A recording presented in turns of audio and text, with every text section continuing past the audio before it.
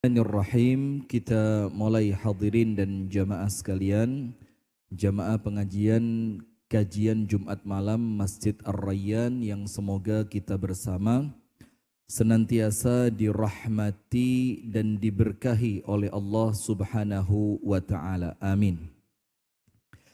Assalamualaikum warahmatullahi wabarakatuh.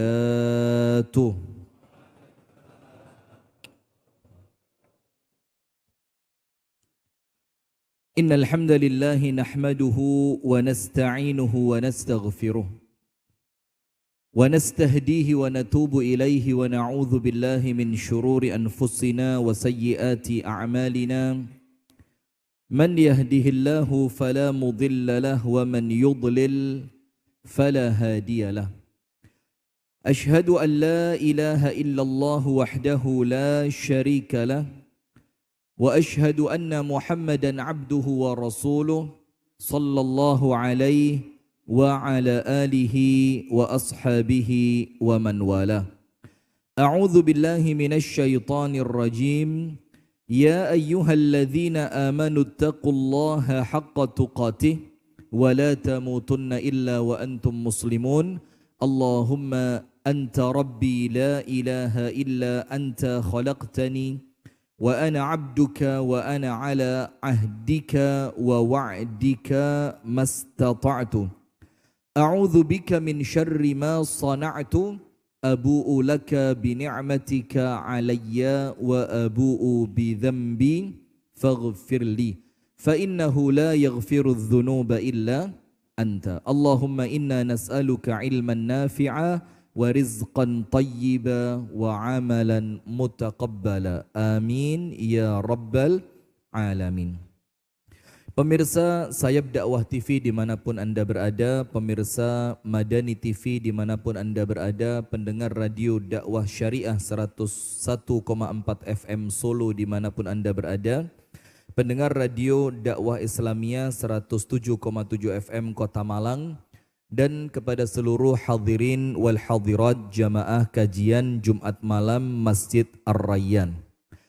Alhamdulillah kita bersyukur kepada Allah atas nikmat yang Allah karuniakan. Kemudian salawat beriring salam semoga senantiasa terlimpahkan kepada junjungan kita Nabi besar Muhammad sallallahu alaihi wasallam.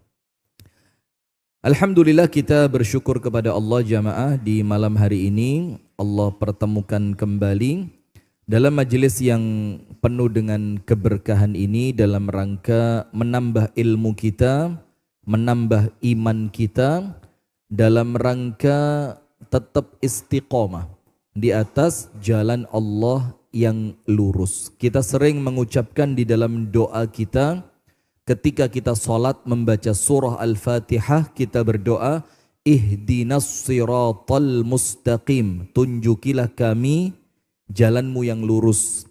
Maknanya tiga. Makna yang pertama, untuk orang-orang kafir, maka ayat itu tentu mengarahkan mereka meminta petunjuk agama Islam. Untuk yang sudah Islam, maka meminta kekuatan taufik mengamalkan Islam. Dan yang ketiga, untuk yang sudah mampu mengamalkan, doa itu untuk mereka memohon istiqomah di atas Islam sampai wafat. Maka maknanya berapa? Tiga. Nomor satu, untuk yang non-Islam, tentu tujuannya apa? Supaya mereka masuk mendapat hidayah menuju agama Islam. Untuk yang sudah Islam, ketika panjenengan mengucapkan ihdinas siratal mustaqim, maka panjenengan memohon, ya Allah kuatkan hamba untuk mengamalkan ajaran Islam. Dan untuk yang sudah mengamalkan, maka ayat itu meminta kepada Allah keistiqomahan sampai kita wafat. Nah semua itu tidak mungkin Allah berikan kecuali dengan ilmu. Panjenengan dungo ihdinas siratal mustaqim tapi tidak pernah cari ilmu, ya maka diguyu sama malaikat. Dari mana Allah ngirim ilmu? Dari mana Allah mengirimkan petunjuknya? Kalau engkau sendiri tidak mau mencari sebab petunjuk itu, yaitu majelis ilmu. Nah maka itu hadirin bersyukur kepada Allah. Man yuridillahu bihi khairan yufaqihu fid din. Kalau Allah itu kepingin seorang hamba mendapatkan kebaikan, maka oleh Allah diantarkan menuju ilmu. Jadi orang yang Allah menginginkan kebaikan untuk mereka, gak mesti jadi anggota DPR. Wong anggota DPR banyak yang bodoh sekarang. Wong ngitung kos-kosan lo gak bisa. Gak apa-apa ini, gak apa. Bayangin ngitung kos-kosan sedino 3 juta, kalau dikalikan 26 hari kerja, lu ini kos-kosannya sopo ini? Ini kos-kosan istri kedua kayaknya. Ah, ibu-ibu sabar bu, tenang bu. Belum dimulai ini. Nah sudah. Maka tidak harus panjenengan dapat jabatan, tidak juga harus jadi orang kaya, tidak harus juga panjenengan memiliki kedudukan di masyarakat yang terkemuka, tidak. Tapi satu, kalau Allah menginginkan kebaikan untuk seorang hamba, jalannya cuma ilmu. Jalannya apa? Ilmu. Maka dengan itu, majelis semacam ini, ayo diistiqomai. Karena apa? Majelis semacam ini jamaah, bukan cuma mengantarkan kita untuk menambah ilmu, menambah iman, menambah takwa, menambah pahala, mengurangi dosa. Tapi jauh dari semua itu, panjenengan kalau kumpul di majelis semacam ini, insya Allah panjenengan itu bisa istiqomah di atas gempuran keadaan yang luar biasa rusaknya ini. Ketika orang lain seneng nonton son horeg, maka panjenengan ketika kumpul di majelis semacam ini, panjenengan bisa apa? Kuat untuk tidak melok nonton. Ketika masyarakat digempur dengan judi online, yang semua lini bisa kena, mulai masyarakat paling bawah sampai yang paling atas, ketika panjenengan kumpul di komunitas semacam ini, menjadikan iman panjenengan itu kokoh, gak kepingin melok-melok yang jelek semacam itu. Maka komunitas semacam ini jamaah penting sekali. Yo mas yo panjenengan ngaji sambil ngantuk, sambil macem-macem, tapi minimal majelis ini itu menjadikan panjenengan kumpul sama orang-orang yang ajek di atas Islam. Yang itu sedikit atau banyak pasti ada pengaruh positifnya. Amin ya rabbal alamin. Baik, kemerdekaan yang hakiki. Saya ambilkan dari penjelasan Al-Imam Ibnul Qayyim Al-Jauziyah di dalam kitabnya Al-Wabilus Sayyib Minal Kalimit Tayyib. Al-Imam Ibnul Qayyim itu di muqaddimah pembukaannya kitab Al-Wabilus Sayyib itu menjelaskan banyak sekali mengenai perkara yang berkaitan tentang ubudiyah, tentang apa? Ibadah. Ada memahami hakikat pemberian Allah dan meyakini kekurangan diri kita, maka kita akan semakin tunduk kepada Allah. Karena kita ngerti semuanya dari Allah dan kita ini tidak punya apa-apa. Kalau mboten gemandul kepada Allah, panjenengan mau gemandul kepada siapa? Dijelaskan di awal. Kemudian Ibnul Qayyim menjelaskan juga bagaimana seorang muslim itu ketika dia berusaha taat kepada Allah, maka tentu ada musuh-musuhnya. Nah itu yang kita bahas sekarang. Kemudian Ibnul Qayyim mengatakan ketika menjelaskan musuh-musuh di dalam taat tadi, Ibnul Qayyim mengatakan apa? Warabit ilal maut fa inna muddata al-murabatati qasirah. Peranglah terus, ojo mandek, tapi perang dalam konotasi yang positif ya, jangan moro-moro Anda nanti pulang ngambil berang, celurit, ngambil tepil, tulup, ya bukan itu maksudnya. Perang ini nanti kita jelaskan, perang melawan musuh-musuhnya, yang itu musuh di dalam ketaatan kepada Allah. Maka Ibnul Qayyim mengatakan warabit ilal maut. Perango terus, ojo sampai mundur, jangan nyerah sampai mati. Maka ayatnya panjenengan tahu. Wa'bud rabbaka hatta ya'tiyakal yaqin. Dan teruslah engkau mengibadahi Allah sampai kapan? Sampai mati. Hatta ya'tiyakal yaqin. Sementara setan pun sama. Setan itu akan terus menggoda panjenengan sampai panjenengan mati. Sama. Panjenengan dituntut ibadah sampai mati.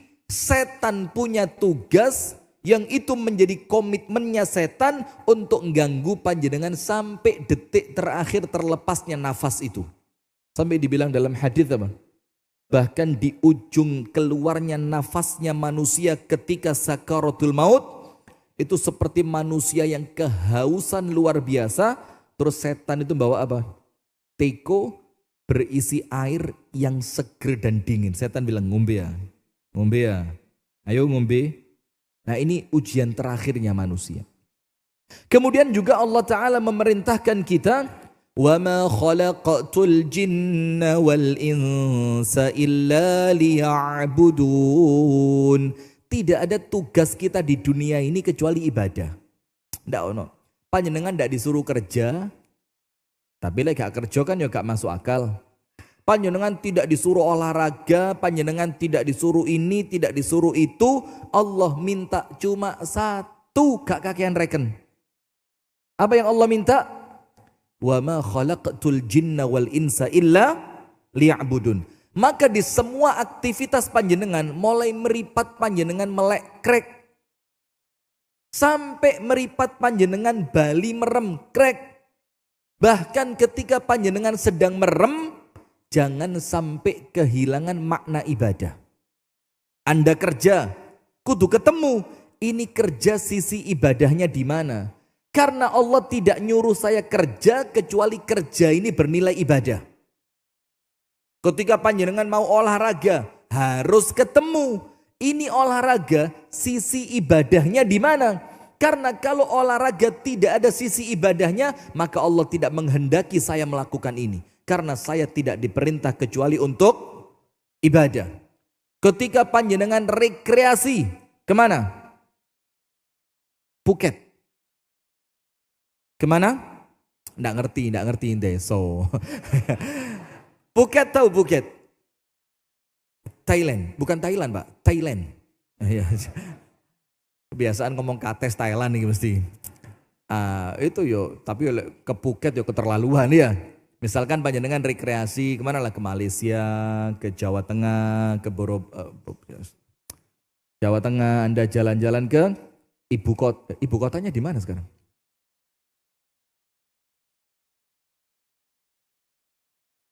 Serius saya tanya ini, serius beneran ini. Ibu kota sekarang di mana? Jangan-jangan kita negara tanpa ibu kota ini. Wes, jangan nyerempet ya. Saya khawatir nanti ada tukang bakso bawa hati. Siap. Sudah, lanjut. Maka ketika panjenengan rekreasi, panjenengan melakukan apapun, harus ketemu nilai ibadahnya. Karena kita tidak diperintah kecuali ibadah. Dan goal terakhirnya, apa goal terakhirnya? Ya ayyatuhan nafsul mutmainnah. Ketika kita mau wafat, malaikat itu ngelumpuk ngerubuti panjenengan. Terus panjenengan disambut dengan ucapannya malaikat, ya ayyatuhan nafsul mutmainnah. Wahai jiwa yang tenang. Kenapa dia tenang? Karena dia meninggal dalam keadaan baik. Panjenengan lihat. Orang wafat itu jamaah, itu kan waktunya dia menerima ganjaran. Waktunya apa? Menerima ganjaran. Bu. Ya Bu, sehat Bu? Kapan sakitnya? Loh ngawur nih. Ya mudah-mudahan sehat terus nggih. Amin ya rabbal alamin. Nah, maka ketika seorang manusia itu meninggal dunia, itu wayai nerimo bayaran. Saya tanya panjenengan yang kerja mingguan. Di hari Sabtu, wayai gajian, seneng apa enggak? Maka orang itu normal, manusiawi, tidak mungkin keliru, dan itu memang benar. Wayai nerimo bayaran mesti atine seneng. Nah, mati itu wayai nerimo bayaran. Kalau panjenengan tidak seneng berarti panjenengan yakin bayaran kuelek. Kenapa? Wis kadung kakean utang. Ban bon ae ya. Wayahe bayaran kari. Waduh, sik kurang iki. Ya Allah, ya apa iki? Nah, maka orang itu disebutkan dalam Al-Qur'an, kullu nafsin dha'iqatul maut. Setiap manusia, setiap yang punya nyawa pasti merasakan mati. Setelah mati apa? Wa innama tuwaffawna ujurakum yaumal qiyamah. Baru sama Allah dikasih bayaran. Maka orang yang mati itu untuk mereka begitu mengerikan, pasti uripe elek. Karena apa? Dia tidak mungkin membohongi diri sendiri. Kalau dia ketika hidup tahajud, poso, sodakoh, silaturahim, ngaji, istiqomah sholat berjamaah, memaafkan orang lain, senengane ngelakoni keapian. Maka ketika dia mau meninggal, malaikatnya bilang apa? Jawati. Ini yang dibilang nafsun mutmainnah. Tapi ketika sepanjang hidup judi online, mana orangnya? Ayo, ndak usah dingklu, ndak biasa aja. Judi online. Terus ketika hidup senengane sabung ayam, ketika hidup senengane melok judi utuk. Dadu. Ketika hidup urusannya kalangan terus, ngerti kalangan? Pengalaman berarti. Hidupnya di situ, di tempat-tempat yang jelek. Maka ketika dia mati, dia tidak bisa membohongi dirinya. Wayahe nerimo ganjaran, tapi ganjaran kudu apik tapi elek. Itu yang menjadikan orang takut mati itu. Mati, mengerikan betul. Nah, maka dengan itu goal merdeka yang hakiki menurut Ibnul Qayyim apa? Rabit ilal maut. Terus berjuang, angkat senjata, lawan musuhmu sampai mati. Kenapa? Fa inna muddata al-murabatati qasiratun. Karena hidupmu di dunia ini, waktumu untuk berjuang ngelawan lawan-lawanmu yang menjadikan kamu malas ibadah, yang menjadikan kamu tidak bisa meninggalkan larangannya Allah, yang menjadikan dirimu tidak tunduk kepada Allah, yang menjadikan dirimu senantiasa mengikuti hawa nafsu. Musuh yang mengajak kita melakukan semua itu dijak perang tapi waktunya singkat. Kapan waktunya? Sampai mati. Kalau matinya besok ya wis. Wong panjenengan lho.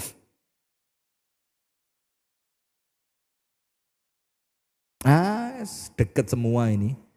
Cedek kabeh ini. Ya, mulai nulis surat wasiat ya.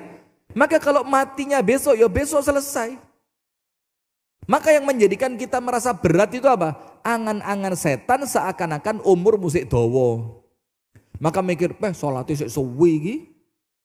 Posone sik suwi tangeh. Sik dikon sabar dawa. Padahal belum tentu, bisa jadi usia panjenengan dan memungkinkan sekali.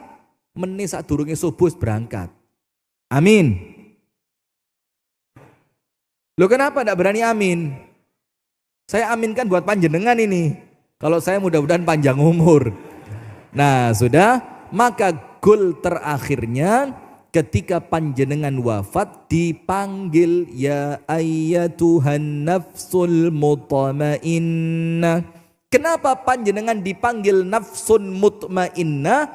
Karena waktu di dunia manut kepada Allah, berjalan di atas relnya Allah, maka ketika wafat jaminan mutu, malaikat di depan pintu surga nyambut panjenengan. Salamun alaikum bima sabartum fa ni'ma uqbaddar. Selamat mas, kongret. Selamat mas. Selamat apa?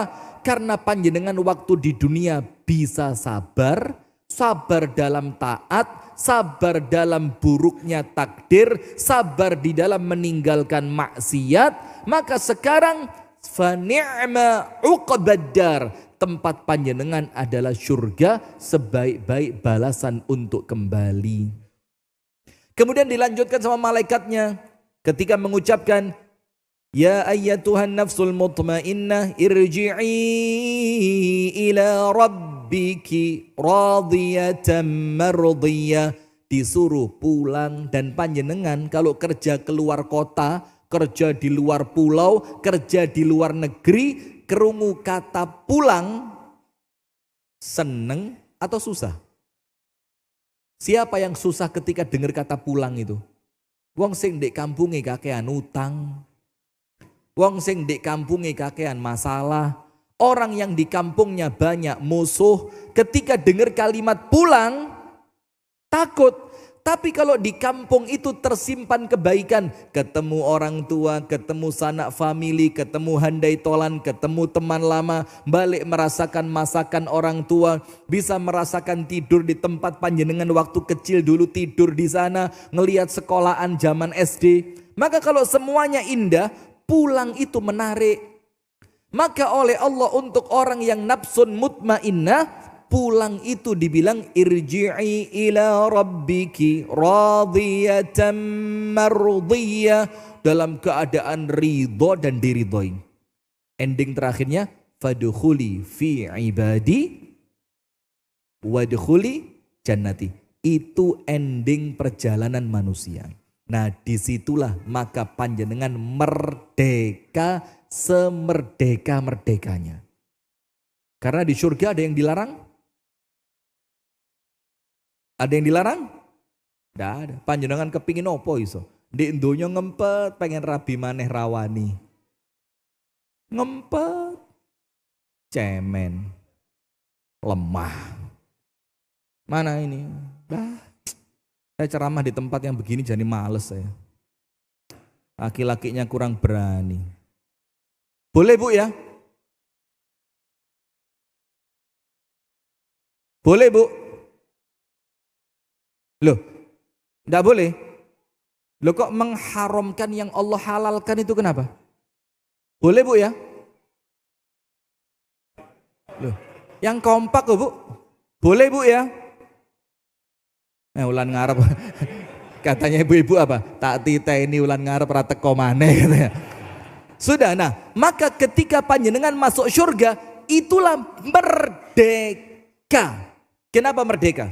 Rasulullah bersabda, mukmin itu di dunia ini ibarat di dalam apa? Penjara. Ad-dunya sijnul mu'min, penjara. Maksudnya penjara bukan panjenengan dikongkong dengan ukuran ruangan yang sempit, bukan, tapi apa? Kating ini, raoleh. Ngelihat sonhorek di atasnya perempuan pakai rok mini joget, panjenengan buka tirai jendela. Dijewer sama istrinya, raoleh. Panjenengan kepingin ini yang oleh Allah diharamkan, tidak boleh. Panjenengan kepingin itu, tidak boleh. Panjenengan mau ngambil uang dari tempat ini, tidak boleh. Panjenengan mau bekerja dengan cara yang seperti itu, tidak boleh. Kok didik-didik, raoleh.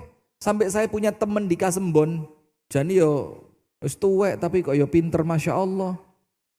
Jadi waktu itu di masjid kami ngaji kitab Bulughul Maram. Ada juga ngaji kitab yang lain Riyadhus Shalihin. Jadi kalau subuh Bulughul Maram, maghrib sampai isya Riyadhus Shalihin. Kalau enggak kebalik saya lupa. Sudah, suatu sore ba'da sholat asar duduk sama saya di masjid. Terus ngomong ini, jane karuan ra usah ngaji yo. Loh, kaget saya. Kenapa? Kenapa kok karuan ra ngaji? Loh, tambah ngaji tambah ngerti, ngene ra oleh ngono ra oleh. Jane lek ra ngaji ngono malah penak, ora ro malah ra dosa katanya. Loh, jangan-jangan di Aroyan ada yang sama ini ya. Lah ini ruwet, panjenengan ngaji itu bukan untuk kemudian mempersempit diri, tapi membentengi diri dari keburukan. Karena apa yang Allah larang mesti elek. Setuju mboten? Dan apa yang Allah perbolehkan mesti termasuk poligami. Boleh apa enggak? Baik apa jelek? Lah ya wes. Takbir. Serius wani. Pulang tidur di luar panjenengan. Sudah. Nah maka dengan itu, lihat. Sekarang kita masuk ke materinya. Ibnul Qayyim mengatakan, ketika Allah perintahkan kita untuk menjalankan perintah Allah dan tunduk tidak mendekati larangan Allah, maka saat itu apa? Ada musuhnya. Ada musuhnya. Kalau Indonesia zaman dulu mungkin apa? Belanda. Jepang, sempat Inggris, ya enggak? Tapi enggak lama. Tapi musuh kita ini sekarang yang disuruh perang sampai mati karena peperangannya tidak akan lama, karena umur manusia itu pendek, antara berapa? 60 sampai 70 dan sedikit yang lewat itu. Maka kata Ibnul Qayyim, kudu ngerti musuhe sopo. Panjenengan mau perang ndak tahu musuh, terus panjenengan gelut sama siapa? Ndak tahu musuhnya.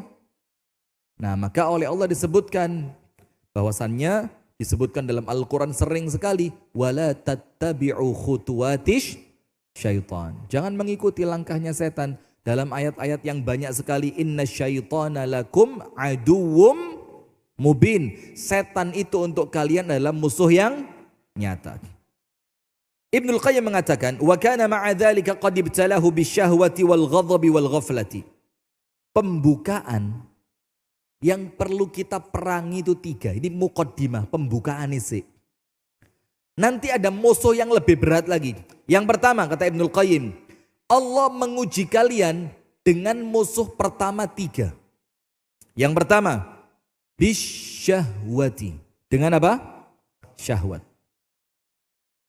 Syahwat itu ya jangan Anda pikir cuma syahwat harta, perempuan, tahta.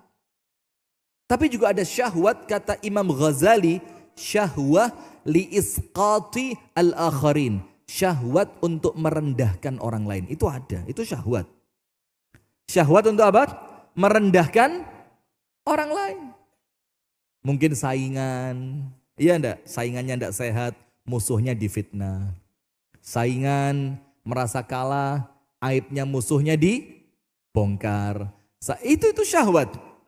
Dan wabil khusus syahwat di sini ya tentu 2. Syahwat perut dan kemaluan. Perut dan kemaluan. Kalau uang itu cuma fasilitas untuk memenuhi syahwat perut dan kemaluan. Nggih napa nggih? Orang cari uang, memperbudak diri di hadapan uang untuk menyenangkan apanya?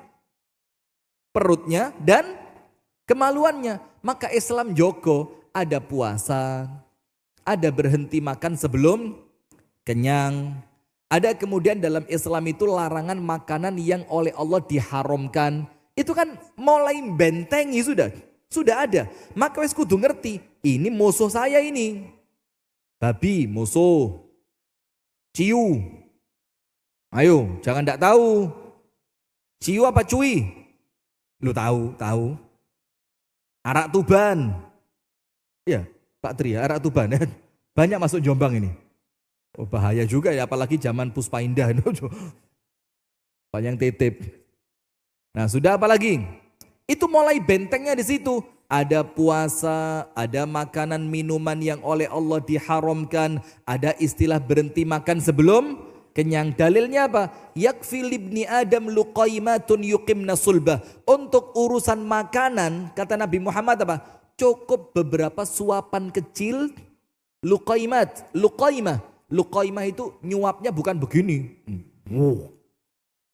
Tapi luqaimah itu bentuk kecil dari kata luqamah. Luqmah itu suapan. Luqaimah suapan dalam jenis yang kecil, mek ngene tok lho. Dan itu kata Nabi, luqaimat, beberapa suapan kecil tok itu cukup, yang penting yuqimna sulbah, bikin tulang punggungmu apa? Tegak, ngadeg, gak lemes. Maka musuh pertama syahwat. Musuh yang kedua al-ghadab, amarah. Jadi marah itu musuh, Pak. Maka dibilang dalam kitab Syarah Bulughul Maram, Tawdihul Ahkam milik Asy-Syaikh Al-Bassam, itu dibilang apa? Al-ghadhabu jima'us syarr. Marah itu, Pak, itu induknya keburukan.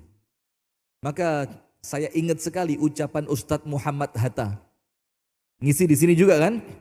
Itu Ustadz Hatta itu punya resep yang manjur supaya panjenengan dan saya gak ngamuan. Apa resepnya? Istighfar? Boleh. Apa lagi? Diam, boleh. Wudhu, boleh. Lek ngadeg, longgo, macem-macem. Tapi kata beliau satu, kalau pas ngamuk, rekaman gaya video. Cek nanti kalau marahnya reda, videonya, masuk sisa. Saya tidak marahan ke orang itu. Kalau nanti marahnya reda, apa yang terjadi? Itu videonya setelan. Kelihatan wajah Anda yang ganteng, cantik ketika marah itu kelihatan. Matanya apa? Mukanya merah, serem, teriak. Nanti pas sadar, ya Allah lah aku lo gak ngamuk selek. Ngamuk lah kok tambah welek. Nah, maka seperti itu. Nah, baik, silakan azan dulu mungkin ya. Baik, azan dulu, nanti insya Allah kita lanjut ba'dal azan.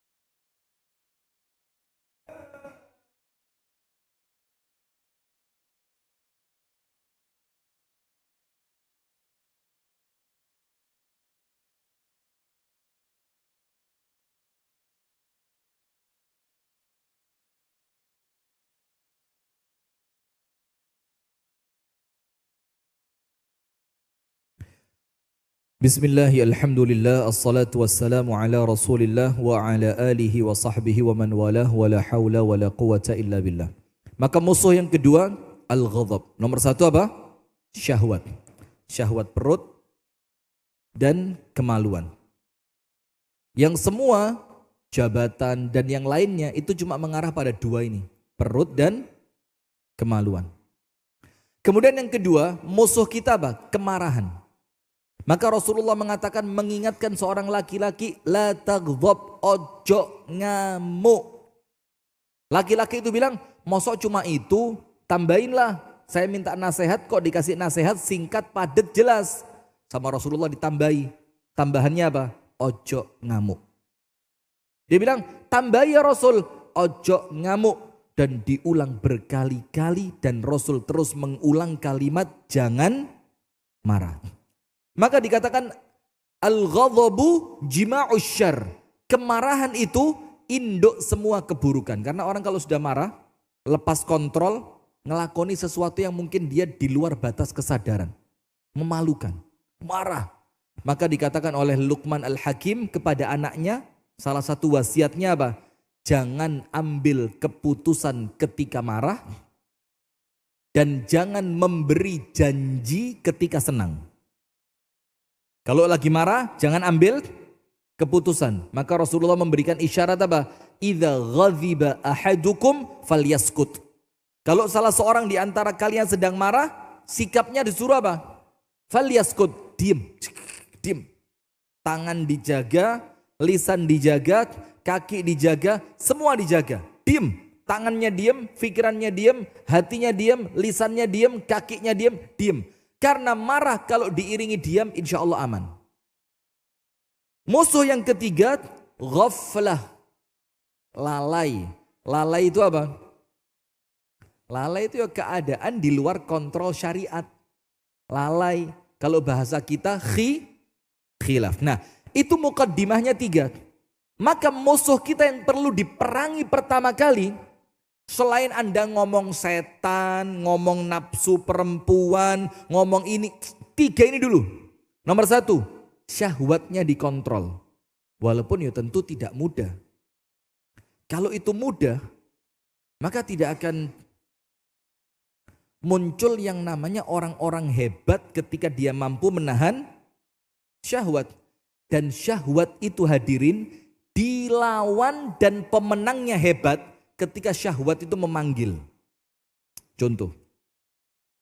Jadi tidak usah sok hebat kalau Anda itu tidak ngerokok, tapi karena memang tidak kepingin rokok, itu bukan orang hebat.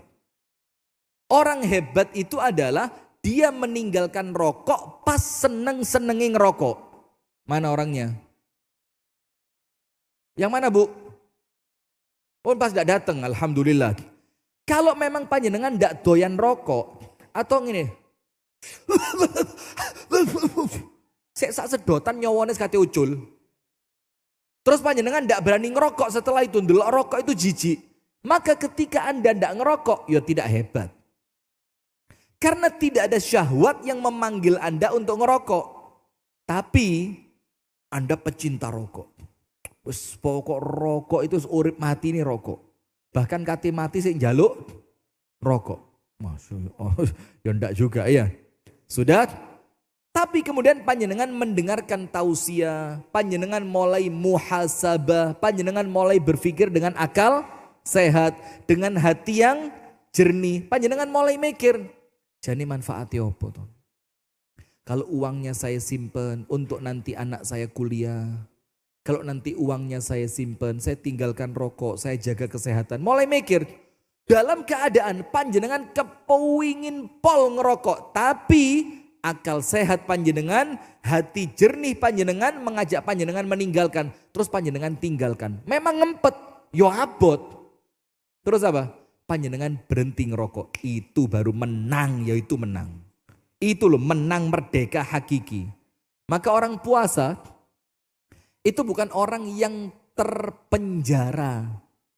Kati mangan ra oleh, kati ngombe ra oleh, ketemu istri lagi pengen gak oleh. Bukan terpenjara, tapi orang puasa itulah orang yang merdeka. Kenapa? Ketika nafsunya mengajak dia untuk makan, hatinya mengontrol untuk tetap tidak makan. Merdeka. Jadi tidak disetir oleh apa? Nafsunya. Ketika nafsunya mengantarkan dia kepingin minum, ngumbi oleh. Tapi hati panjenengan dengan keimanan di sana, tidak boleh minum.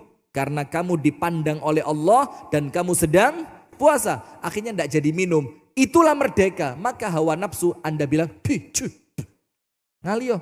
Gak ngefek blas, itu merdeka. Nah sama Nabi Yusuf tahu? Nabi Yusuf tahu? Tahu apa kenal? Ya tahu. Gantengnya yo 11-12 lah sama Pak Gadot ini. Masya Allah. Sudah? Nabi Yusuf itu jauh dari orang tua. Di perantauan dalam tanda kutip ya, bisa dibilang perantauan, bisa dibilang tidak. Yang tidak seorang pun mengetahui latar belakangnya, aman. Yang ketiga, usia masih muda, nafsu begitu tinggi. Yang mengajak dalam tanda kutip a'azzanallahu wa iyyakum ajma'in berzina, seorang perempuan cantik, jelita, punya jabatan luar biasa, keadaan aman. Tapi Nabi Yusuf bilang apa? Ma'adallah. Tidak boleh sama Allah. Itu loh merdeka yang hakiki. Anda tidak disetir oleh hawa nafsu. Terus marah. Marah ya apa? Di tengah jalan. Sepeda motor nyerempet mobil panjenengan. Keruek. Kalau panjenengan orang dijajah oleh nafsu. Baik. Masya Allah, banter pol. Apa? Kenapa? Meso. Loh kok ketawa itu? Langsung, panjenengan kok semangat sekali bu. Jendela dibuka, langsung. Kalau ndak meso, kuak. Saya pernah kena di daerah dari Kasembon menuju Batu. Maka saya sekarang kalau Kasembon Batu jendela mesti tak tutup. Kenapa? Kasembon Batu itu pak, lewat satu kecamatan saya tidak nyebut ya. Yang kalau di sana panjenengan nyelip titik tok ganggu sepeda motor. Dan refleksnya bagus sih. Ya tahu pak pas tok ujung. Masya Allah pas. Ada pernah lagi diuncali potong rokok saya. Rokok yang masih hidup. Kok selamat rokok itu mendal di spion saya. Kalau masuk ya apa? Orang panik khawatir rokok itu kena kursi kebakar. Jadi pendek pikir, itulah orang yang dijajah oleh nafsunya. Dijajah oleh kemarahannya. Dia tidak bisa ngontrol diri. Maka sampai Nabi Muhammad bilang orang yang kuat, itu bukan yang menang gelut kan. Kalau cuma menang gelut ya mohon maaf ya. Itu bukan orang hebat. Maka katanya orang yang bijaksana itu, orang kalau akalnya lemah yang dipakai okolnya. Orang kalau akalnya lemah, yang menguasai dia apa? Okolnya, akhirnya apa? Mempertahankan diri dengan kemarahan. Kalau orang akalnya kuat, mempertahankan diri dengan kecerdasannya. Itu. Mario Teguh Golden Wish. Masya Allah. Nah sudah, tapi kalau akalnya lemah, dia akan memperjuangkan dirinya dengan apa? Gelut, ilo-iloan, surung-surungan, berantem, jerit-jeritan, kuat-kuatan, ancaman. Itu kalau akalnya lemah. Itulah maka kalau binatang seperti itu, pantas apa enggak? Pantas apa enggak? Pantas. Karena binatang enggak punya akal. Maka kalau binatang itu mesti apa? Nah kalau manusia lah kok seperti binatang, ya dia tidak seperti, tapi lebih rendah. Kenapa lebih rendah? Binatang seperti itu pantas karena tidak punya akal. Lah kok panjenengan niru seperti itu dalam keadaan panjenengan punya. Nah maka kalau nyetir mobil, ada ibu-ibu sen kanan belok kiri. Wes dimaklumi aja. Serapopo. Biasa. Terus panjenengan lah kok nabrak tenanan, berwok gitu kan. Terus panjenengan ngomong sama ibu-ibu tadi, Bu, panjenengan lo ritinge nganan kok menggoe ngiri. Ibu-ibu bilang, loh tak maksud iku mas ratingku nganan sampean nganano karena aku kate ngiri. Itu ibu-ibu. Betul enggak? Tak belani panjenengan. Maka dalam Quran perempuan itu sifatnya apa?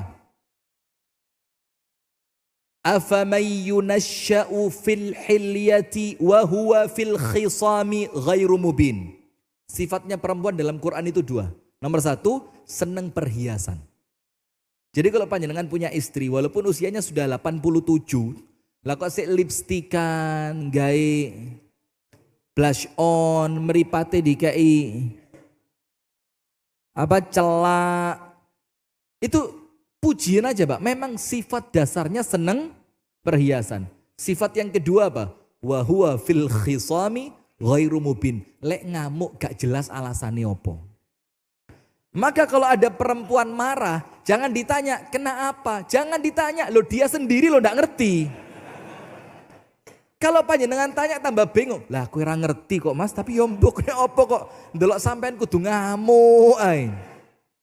Ayo perempuan, iya apa iya? Nah. Lah maka jamaah sekalian, kalau panjenengan naik mobil, kemudian ada sedikit accident, kecelakaan. Maka tarik napas dulu. Walaupun yo kalau pas pengajian gini yo enak karena keadaan normal. Tapi lepas yo itulah ditentukan panjenengan orang merdeka atau tidak. Karena musuh kedua kita apa? Amarah. Nah maka Rasul bilang orang yang kuat bukan mereka yang menangan ketika berkelahi. Tapi mereka yang paling pandai menahan diri ketika marah. Itu orang kuat. Kalau dia kuat maka musuhnya kalah. Kalau musuhnya kalah merdeka dia. Nanti meninggalnya ya ayyatuhan nafsul mutmainah. Gak ngamuan. Dan orang itu kalau marah jamaah. Kalau marah. Itu mesti ada keburukan yang akan muncul setelahnya. Kalau dalam rumah tangga, banyak pertanyaan masuk, Ustadz, loh tapi saya menceraikan istri saya itu dalam keadaan marah loh Ustadz, coba. Getun mari nih, selesainya apa? Getun. Atau ada anak yang hatinya pecah gara-gara marahnya orang tua. Ada apa enggak? Ada trauma yang muncul dari korban kemarahan Anda. Akhirnya anak enggak berani cerita gara-gara sekali dia cerita Anda marahi. Suami enggak berani jujur gara-gara sekali suami jujur Anda marahi. Macam-macam. Dampak buruknya marah itu luar biasa. Maka musuh yang kedua apa? Amarah. Maka Rasulullah bersabda, barang siapa menahan diri untuk tidak marah, wa huwa yaqdiru alaih, dalam keadaan dia bisa marah, gak wedi apapun, yang diamuk bawahan, ndak punya keberanian, ndak ada kedudukan, maka panjenengan ketika mau marah itu bisa. Tapi apa? Panjenengan milih tidak marah. Apa kata Rasulullah? Allah akan bangkitkan dia kelak pada hari kiamat, diangkat sama Allah, dipamerkan di hadapan semua manusia yang ada. Allah tunjukkan iki loh wong hebat. Terus Anda dimasukkan ke surga duluan. Allah bilang apa? Ikhtar minal huri ma tasya. Pilihlah dulu istana mana yang kamu mau tempati, bidadari mana yang kamu mau peristri. Itu keutamaan kalau bisa marah tapi ndak marah. Tapi ya abot. Oh, masyarakat kita sekarang masyarakat sumbu pendek. Dikit-dikit apa? Bakar! Hancur! Tat! Videoan pas jerit loh. Sumbu pendek. Didik-didik. Ngamuk. Loh, ada mobil itu mobil. Disasarno Google Map. Masuk gang kecil. Sudah kelihatan plat nomornya, plat nomor luar kota. Ngono iku wong sak kampung lek meleroi, Masya Allah, kayak kate kiamat dirasani. Apa cukup dancok wilik ngene melbu. Mok iki lho. Loh, ini orang ndak ngerti. Yo mbok sing sopan pelan. Oh, Pak, ini gangnya kecil, Pak. Panjenengan mungkin disasarkan oleh, coba, itu kan masyarakat kita zaman dulu. Sekarang langsung sewek bani. Wek. Lek gak mobilnya lewat disurung pakai kontak motor. Krek. Mana korbannya? Atau jangan-jangan panjenengan pelakunya ini. Nah, yang sabar, ojo ngamuan. Yang ketiga, ghaflah. Ghaflah itu apa? Lalai. Lalai itu jamaah, keadaan di mana hati panjenengan tidak terkontrol oleh syariat. Hatinya tidak dikontrol oleh syariat. Nah kemudian sekarang penutup. Apa kata Ibnul Qayyim? Kemudian setelah dia menguasai yang tiga ini. Hawa nafsu apa? Syahwatnya, kemarahannya, kelalaiannya. Maka kata Ibnul Qayyim, Allah datangkan musuh berikutnya. Supaya Anda bisa merdeka hakiki kudu ngerti dhisik. Musuh yang pertama tadi apa? Syahwat. Musuh yang kedua ngamuan. Itu sifat gak baik. Orang Islam itu tenang. Yang ketiga kelalaian. Baru datang musuh ketiga, keempat, kelima, keenam. Yang pertama apa? Jiwanya. Jiwa itu Pak, artinya gawan lahir. Manusia semuanya sama. Gawan lahirnya cetakan pabrik. Kalau memang dia ikuti mesti elek, maka itulah ada syariat yang mengarahkan dia. Gawan lahirnya manusia apa? Medit. Maka kalau ngomong medit, enggak usah ngomong penak nyene iki dasare loman. Ra enek dasare loman. Orang itu loman itu melawan jiwanya. Karena jiwa kita itu kepingin apa? Nguasani. Tapi kata Ibnul Qayyim, jiwa itu bisa dilawan dengan apa? Lawannya jiwa, an-nafsu itu adalah nafsun mutmainnah. Kalau tadi nafsun ammaratun bisu, jiwa yang ngajake sing elek-elek. Miso, males, ngantuk, turu, medit, maka lawannya nafsun mutmainnah. Yang jiwa itu ketika panjenengan sedang jujur, tenang, ngomong dengan diri sendiri, jauh dari pergaulan yang buruk, panjenengan sedang tenang sendiri, coba merenung. Maka ada seorang laki-laki minta fatwa sama Nabi Muhammad. Ingat, Rasulullah mengatakan, laki-laki ini bilang, ya Rasulullah aftini. Ya Rasul, berikan fatwa kepadaku. Rasulullah bilang apa? Istafti qalbak. Bicara dengan hatimu. Mintalah fatwa ke dalam hatimu. Karena hati ini Pak, lek pas kenceng gak enek konco sing elek, minimal yo ngerti. Aku kok ngamuk yo. Aku kok ngepuk yo. Aku ini kok sampai ninggal itu kalau hatinya pas pena dijak ngomong, itu hati bisa ngerti. Maka nafsu di sini artinya jiwa. Itulah yang musuh berikutnya. Jadi jiwa kita ini mesti ngejak sing elek-elek. Jiwa itu dilawan dengan apa? Nafsun mutmainnah. Contoh, tak kasih contoh singkat biar enggak makan waktu panjang karena waktu sudah habis. Gini, adzan subuh. Jujur Pak, ada orang yang memang meripate itu gampang dijak kompromi. Bahkan sebelum adzan itu wis melek, awake seger, gak kepingin turu, gak enek tantangan blas. Ada pada yang begitu? Ada. Biasanya Pak, memang sudah terbiasa jadi habitnya terbangun. Habit itu kelinci itu loh. Apa? Oh rabbit. Oh, kalau habit itu apa? Nah, ya bukan sekedar kebiasaan ya. Jadwal kesehariannya sudah terbangun sehingga tubuhnya itu bergerak. Bukan lagi dorongan permusuhan antara nafsun ammaratun bisu dan nafsun mutmainnah. Bukan, tapi apa? Settingan robot.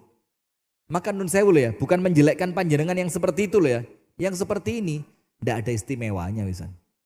Ya memang dia bangun seperti settingan handphone, jam sekian bangun, sekian tidur. Itu nah maka ini mohon maaf ya. Saya mungkin out of the box, tapi insya Allah baik. Panjenengan tahu Cak Nun, MH Ainun Najib kan dari Jombang. Pengajian apa? Terang bulan. Pernah sekali apa? Padang sama terang bedanya apa? Oh terang bulan makanan. Oh iya iya iya. Iya iya orang Jombang lebih tahu ya. Sudah pengajian terang padang bulan. Sudah ada pertanyaan. Ketoke nyeleneh. Tapi kalau dipikir dengan hati yang bersih, benar.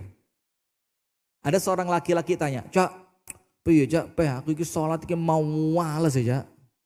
Tapi lek gak salat ya wedi mlebu neraka.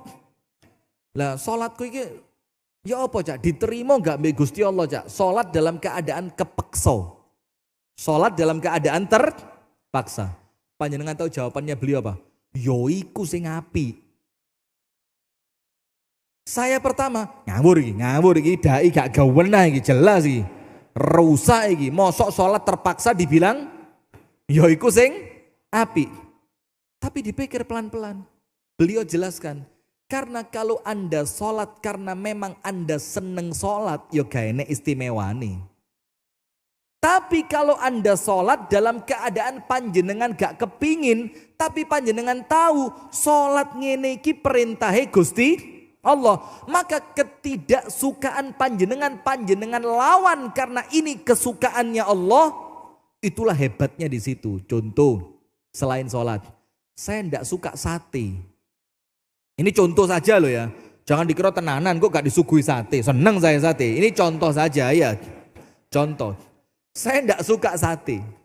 Terus ini isyarat loh ya. Ini kode keras ini. Kode watos ini kode keras. Terus saya datang ke rumah jamaah. Yang waktu itu jamaah itu mantu saya diundang. Omai cilik segala macam di duweso. Saya sempatkan datang. Seneng dia. Saking senengnya dibelan-belani disuguhi sate. Padahal saya tidak suka. Tapi saya ngelihat sing nukok nih. Bagian nukok noi begitu ikhlas, kerja keras. Dia kepingin memuliakan saya. Dia ngeregani, menghormati. Lek gak tak pangan kok gak tego. Padahal saya mangan sate itu. Gitu. Tapi karena saya kepingin ngeregani orang ini. Bismillah. Ustadz kerso sate, ini favorit saya. Padahal mangannya enak Ustadz, ini sate paling enak yang pernah saya makan. Padahal gak tahu mangan sate. Nah itu hebat apa enggak? Lah ya ini Pak, nafsu tadi itu. Nafsun ammarotun jiwa, ngelawan jiwa. Maka ketika jiwa itu ngajak ngantuk ketika subuh, panjenengan kewesel ngantuk, gak kepingin tangi, gak seneng sholat, keadaan kehidupan yo lagi penak-penake, gak butuh ndonga, tapi panjenengan lawan kudu tangi. Nah itu merdeka namanya. Itu namanya apa? Merdeka. Maka yang keempat nafsun. Maka ayatnya apa? Nabi Yusuf. Ketika Nabi Yusuf itu meninggalkan keinginannya perempuan tadi, terus dibilang apa? Wama ubarri'u nafsi. Memang kata Nabi Yusuf, saya tidak bisa melepaskan diri dari keburukan jiwa saya. Nabi loh ini ngaku. Terus Nabi Yusuf bilang apa? Innan nafsa la ammaratun bisu. Karena memang nafsu ini, jiwa ini bukan nafsu, hawa nafsu ya, beda. Ini jiwa ini mesti mengajak manusia melakukan yang jelek.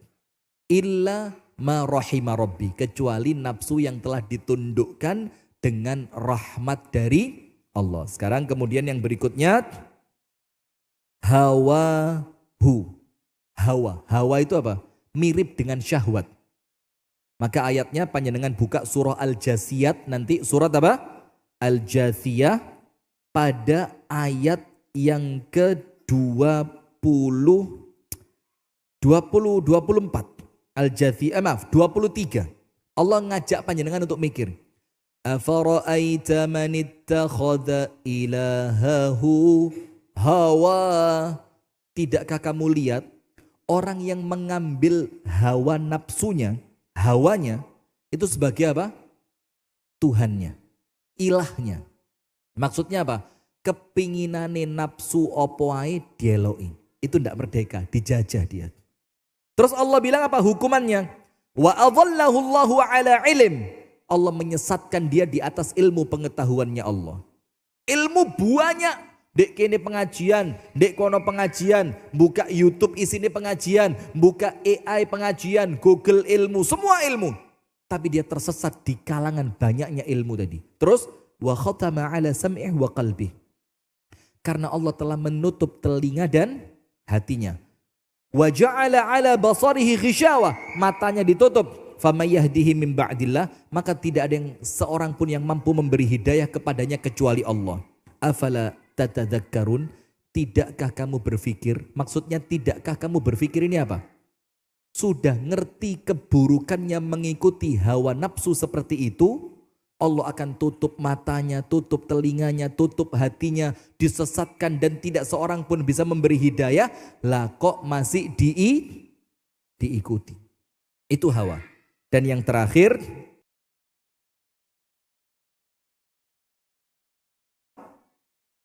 jiwa, lawannya jiwa yang mutmainnah. Musuh yang kedua, hawa nafsu, syahwat. Musuhnya apa? Kekuatan iman. Dan yang terakhir, setan. Setan musuhnya apa? Malaikat. Tapi kata Ibnul Qayyim, setan ini yang paling rendah. Karena apa? Allah Ta'ala mengatakan dalam Al-Quran, inna kaida syaitani kana dha'ifa. Tipu daya setan itu apa? Lemah. Karena apa? Setan itu datang, panjenengan ucapkan a'udzu billahi minasy syaitonir rajim. Pergi. Jangankan panjenengan ta'awud, krungu adzan. Tahu hadisnya? Setan kalau dengar adzan ngapain? Lari. Sampai lari dalam keadaan apa? Wa alaihi durat, kepentut.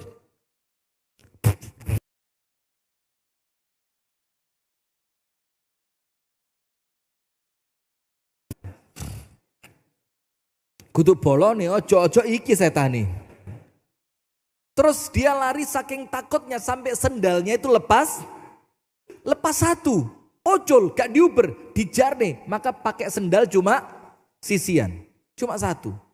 Nah, dalam kisahnya Abu Hurairah, panjenengan tahu Abu Hurairah itu pernah nangkep setan dalam bentuk jin. Karena apa? Waktu itu Abu Hurairah nyekel Baitul Mal. Tiap hari masuk jendela gak rusak, pintu gak rusak, gembok gak dirusak. Tapi kok berkurang. Suatu hari ditunggoi. Abu Hurairah masuk ke dalam, dikunci dari luar, krek. Dinteni singitan di pojok. Tiba-tiba bergerak satu tandan kurma. Satu tandan itu apa artinya? Yes, itulah pokok itu ya. Terus Abu Hurairah langsung tangkep. Crek. Ternyata dia enggak tahu kok kurma ini ngadeg dewe. Ditangkep, asal nangkep, ketangkep betulan. Ternyata jin. Apa kata Abu Hurairah? Tak cekel, tak taleni, tak wadulno Kanjeng Nabi. Keweden itu jin. Terus jinnya bilang apa?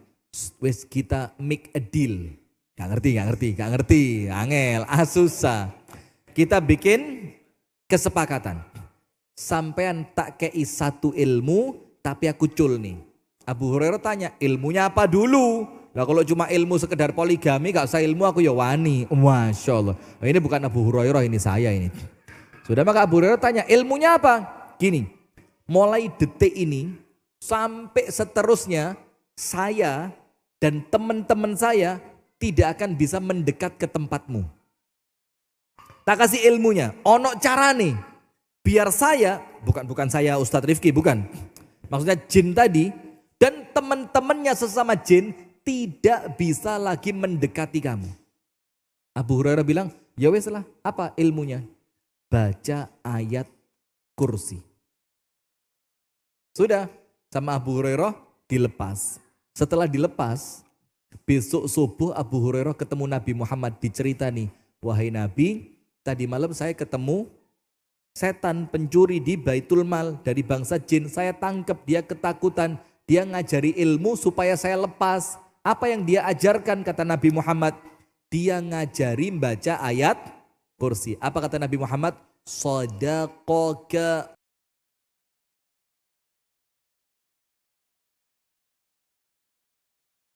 Pada benar, maka panjenengan kalau nyimpen uang segala macam supaya aman dari kelompok bangsa jin, atau kalau mungkin kalau bahasa panjenengan tuyul, itu bacakan apa? Ayat kursi. Nah maka waspada dari yang 6 ini.